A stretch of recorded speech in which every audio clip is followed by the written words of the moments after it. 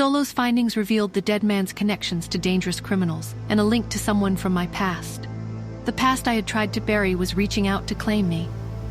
And then the final blow. My own name, Athena, used as a memo in a payment to the dead man. I was being framed, implicated in a conspiracy I didn't understand. So, who is this figure from my past, and what secrets does he hold? Who is framing me and why? And how far will they go to get what they want, and will I be able to protect my children from the darkness that surrounds us? The word Athena hung in the air, a chilling accusation. Justin's eyes were fixed on me, searching, questioning. My heart pounded against my ribs, a frantic drumbeat of fear and disbelief. "It's not possible," I said, my voice barely a whisper. "I didn't pay that man." Justin remained silent, his gaze unwavering. The weight of suspicion in his eyes was almost unbearable. "You don't believe me?" I asked, my voice rising, a desperate plea for trust. "I don't know what to believe, Nora," he said, his voice low. "But this is my son's life we're talking about. I need to know the truth." "The truth is, I'm trying to protect him just as much as you are," I said, my voice trembling with anger and fear. "I wouldn't do anything to hurt Pete." Chester, who had been silent throughout, stepped forward. "We need to focus on finding out who framed Nora, Justin. This could be a deliberate attempt to mislead us." Justin nodded, his expression softening slightly. "You're right, Chester, but we can't ignore this. We need to investigate." "I'll help," I said, my voice firm. "I'll do whatever it takes to find out who's behind this." The tension in the room was palpable, a heavy silence broken only by the frantic pounding of my heart. The trust between us, already fragile, was now stretched to its breaking point. Later I found myself in my room, my mind racing. I needed to know the truth, and I needed to know it now. I pulled out my phone and dialed Solo's number. "Solo," I said, my voice low and urgent. "I need an update. What have you found?" "Nora, it's not good," Solo said, her voice grim. "I've been digging into the dead man's connections, and it's leading me to some very dangerous people." "Dangerous how?" I asked, my voice trembling. "These people," Solo said. "They're ruthless. They're involved in organized crime. They're not afraid to get their hands dirty." My blood ran cold. "And what about my past?" "That's where it gets complicated," Solo said. "I found a connection, Nora. A connection to someone you knew. Someone who was involved in your life a long time ago." "Who?" I demanded, my voice rising.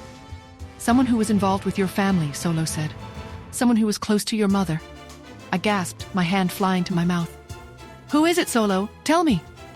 "I'm still working on confirming it," Solo said. "But Nora, I need you to be careful. You're in danger." "I know," I said, my voice shaking. "I'm already in danger." As I ended the call, I heard a noise outside my door, a soft click, as if the door handle was being turned. My heart pounded against my ribs. I grabbed the nearest object, a heavy vase, and held it tightly. I slowly moved towards the door, my breath catching in my throat. I flung the door open, ready to defend myself. The hallway was empty. My breath hitched. I was alone. But the feeling of being watched, the sense of danger, lingered in the air. Later that night, Cherry and Pete were playing in Pete's room, their voices hushed and serious. "We have to do something," Cherry said, her brow furrowed in concentration.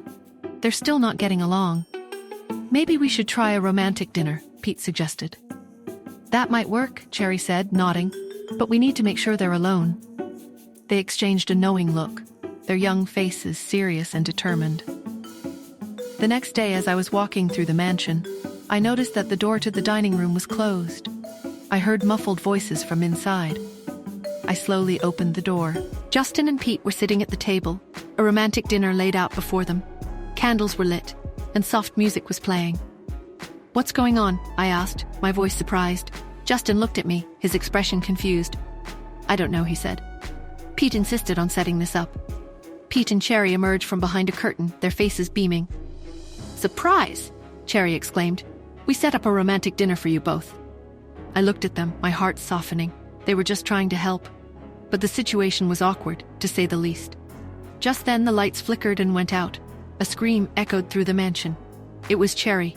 The flickering lights plunged us into darkness, and Cherry's scream tore through the silence, a primal cry of fear that shattered any illusion of safety. The children's innocent attempt to bring Justin and me together had been twisted into a moment of terror, a stark reminder of the danger that surrounded us. Who had taken Cherry? What did they want? And was this a message, a warning of things to come? The darkness pressed in, a suffocating blanket of uncertainty. I felt a surge of desperate protectiveness, a primal instinct to shield my children from harm. But as I rushed toward the sound of Cherry's voice, a horrifying question echoed in the darkness. Would I be able to save her? Or would the shadows that had been closing in finally consume us all?